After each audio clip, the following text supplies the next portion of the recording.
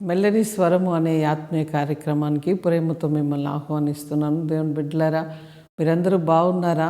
ఎలా ఉన్నారు? ఉదయకాలం లేచారా? బైబిల్ చదివారా? దేవునితో మాట్లాడారా? సంతోషంగా ఉన్నారా? ఉత్సాహంగా ఉన్నారా? కొవ్విన దూడవలే గంతులు వేస్తున్నారా? చూడండి, ఉదయకాలం లేవగానే దేవుని సన్నిధిలోనికి వెళ్ళి కూర్చొని ఆయనతో మాట్లాడుతూ ఉండండి. ప్రశాంతముగా ఉన్న ఆ పరిస్థితిలో మెల్లగా దేవుడు మాట్లాడతాడు నీతో. అప్పుడు నీ హృదయం చాలా ఉప్పొంగుతుంది.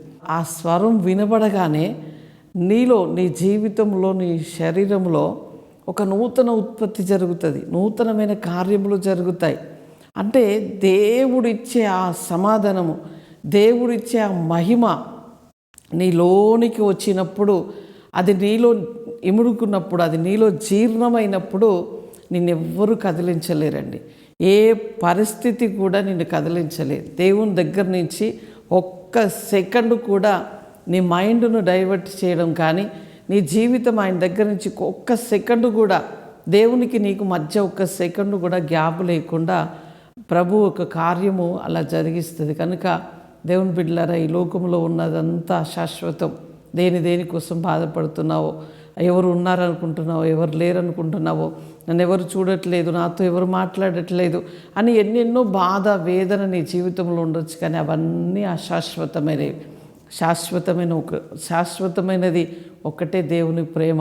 ఆయన ఈరోజు మనతో ఏం మాట్లాడినా నేను చూద్దాం.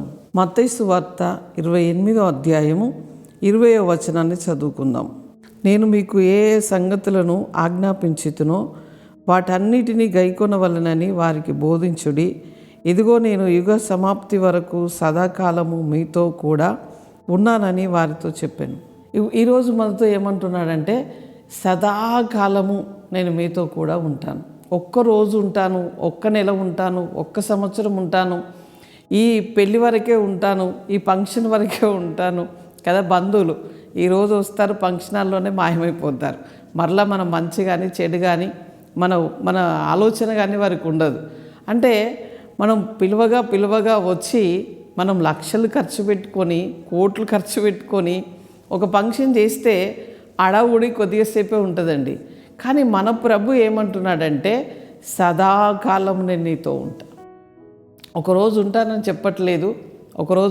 చెప్పట్లేదు, సదాకాలం. ఈ మాట మీకు ధైర్యాన్ని ఇస్తుందో లేదో నాకు తెలియదు. నాకైతే చాలా ధైర్యాన్ని ఇస్తున్నది, చాలా బలమునిస్తున్నది. అందుకని సదాకాలం ఉండే దేవుణ్ణి ఎప్పుడు కూడా, ఏ విషయంలో కూడా, ఆ మరియమ్మ ఆ పండుగ సందడిలో వెళ్తే యేసుప్రభుని మర్చిపోయి ఒక రోజంతా ప్రయాణం చేసి మరల వెనుకకు వచ్చి యేసుప్రభుని వెతుక్కున్నారు.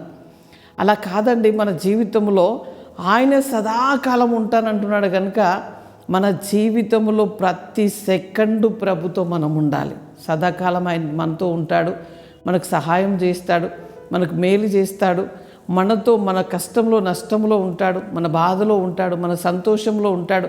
ప్రతి సెకండు ప్రభు నీతో ఉంటాడండి. కొన్ని కష్టకాలంలో కొంతమంది ఆపరేషన్ థియేటర్లకు వెళ్ళవలసి వస్తుంది. ఆ సమయంలో మనుషులు ఎవరిని వెళ్ళనివ్వరు, కానీ దేవుడు నీతోనే ఉంటాడు. సదాకాలం అంటే ఇట్లా వివరిస్తూ వెళ్తే చాలా విషయాలలో ప్రభు మనతో ఉంటాడు.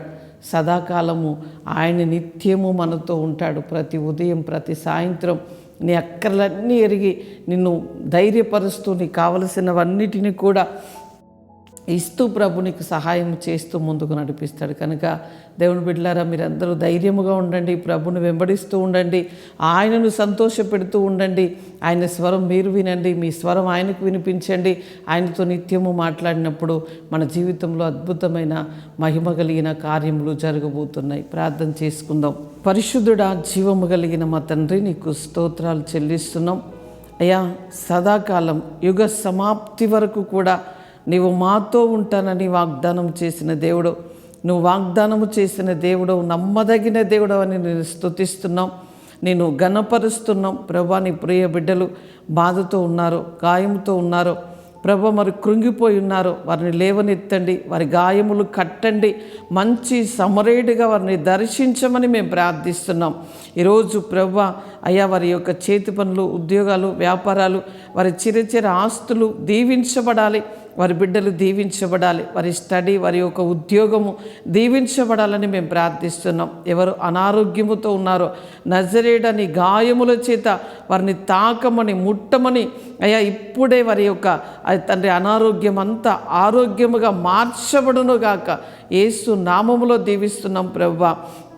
నీ బిడ్డలు ఎవరు పెళ్లి రోజు అయ్యా పుట్టినరోజు జరుపుకుంటున్నారో ఈ సంవత్సరం అంతా నీ దయ వారికి ఉండాలి, నీ కరుణ వారికి ఉండాలి, నీ యొక్క అయ్యా కృప వారి మీద విస్తరించాలని మేము ప్రార్థిస్తున్నాం. మేలుతో, కృపతో, సమాధానముతో, ఐశ్వర్యముతో, ఘనతతో ఈ సంవత్సరం అంతా నీ బిడ్డలు దీవించబడుదురుగా. కానీ మేలుతో నింపినందుకు స్తుతి, మహిమ, ఘనత చెల్లిస్తూ యేసు నామములో అడుగుచున్నాం తండ్రి. Amen, amen. Praise the Lord. God bless you.